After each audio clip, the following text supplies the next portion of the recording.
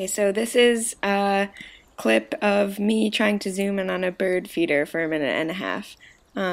This video is going to be some memorials and parks in Berlin that I've been to in the last couple weeks.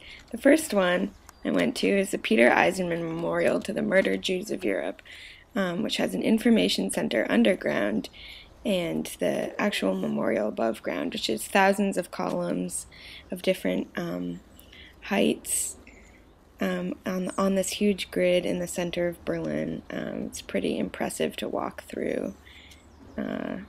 And there's a little controversy. Nope, running out of time.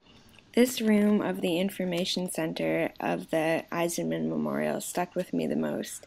These projections show correspondences or diary entries or poems from victims of the Holocaust all over Europe, and it's extremely moving and I think a great addition to the information center.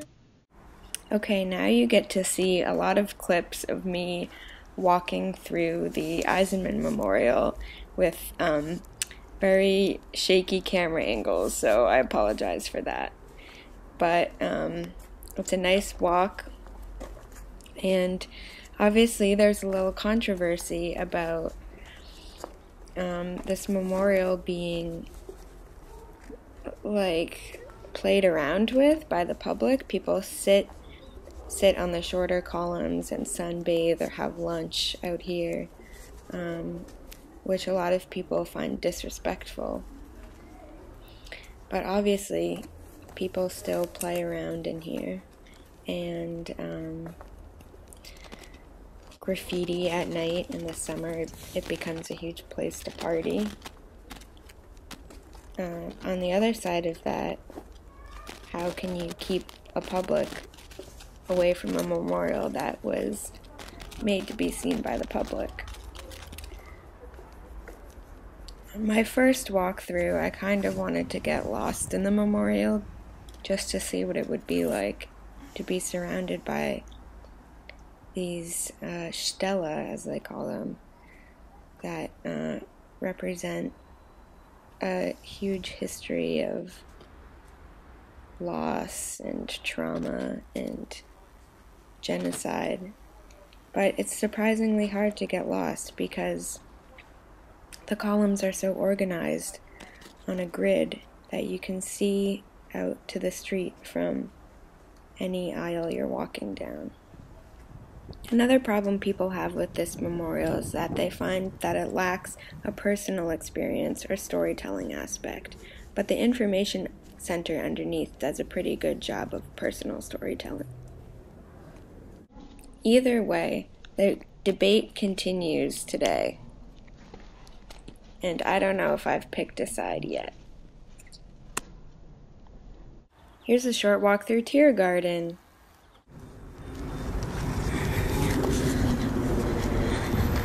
What?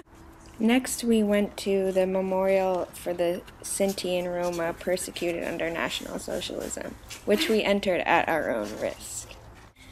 The memorial was nice, but a little bit cheesy, with the slow cello music in the background, a single flower floating in the middle of this pool. The pool is also supposed to be completely dark at the bottom, but people throw coins in. The memorial is also tucked in a corner right next to the Reichstag, which is a huge government building, and the information is given only in German and English, not in a language spoken by the Sinti or Roma. Later, we sat in a cafeteria with some cool art posters. My favorite one was Radioactive Milk. Here's a park behind my old house called Arnswalder Platz.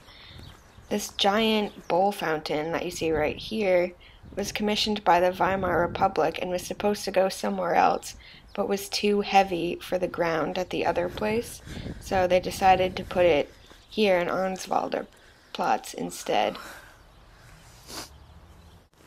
On a nice wintry day, I decided to take a walk in Volkspark am Friedrichshain, which has a lot of stairs, and I didn't know why. Oh, here's the birdhouse again. Well, anyway, it has a lot of stairs because it's actually old war bunkers built into these hills, and so you can climb up to the top of these bunkers on all these stairs and pathways, and it's really cool. You can hear birds chirping, but you can't see them. Pokemon was somebody's first love. Here's some beautiful nature.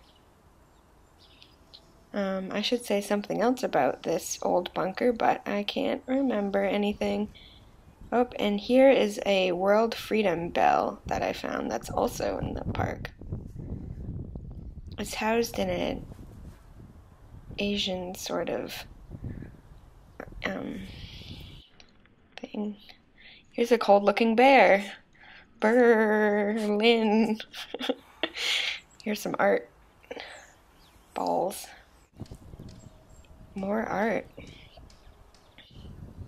A pretty column. And look, Thor's name is on it. Here's another monument. I'm not sure what this one is to, but I'm gonna film it anyway. La-di-da. Still going.